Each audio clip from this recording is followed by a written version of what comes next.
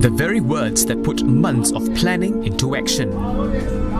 In May, the National Unity Government, or NUG, formed a civilian army called the People's Defence Force. So far, at least 8,000 civilians have been trained. They've been joined by some 1,500 soldiers and policemen who've defected and pledged loyalty to the NUG. For months, the ousted lawmakers have been telling people to be prepared for this day. They've been told to stock up on food, water, medical supplies, but still, panic buying hit hours after the announcement. From supermarkets to the local markets in Yangon, people are keen to get what they can while they can. After all, the NUG has urged citizens to stay indoors for their safety. It's also calling on Myanmar people to revolt against the army.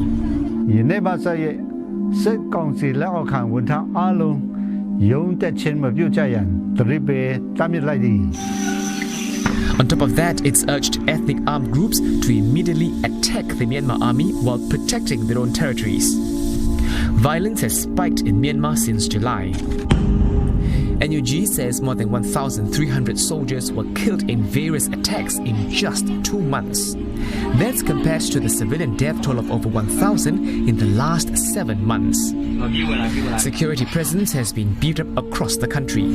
Police officers are checking people proactively on the streets. You can also expect that raids by the security forces will also increase in the coming days, just to make sure that they're not caught off guard. And in the near future, there have also been concerns that the Myanmar army may resort to cutting off power supply or cutting off the internet as a way of dealing with this looming threat.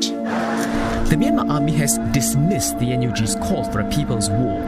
It says NUG has no way to operate given that its networks have been crippled and that weapons have been seized. The army also says this is NUG's attempt to drum up attention a week before the UN General Assembly.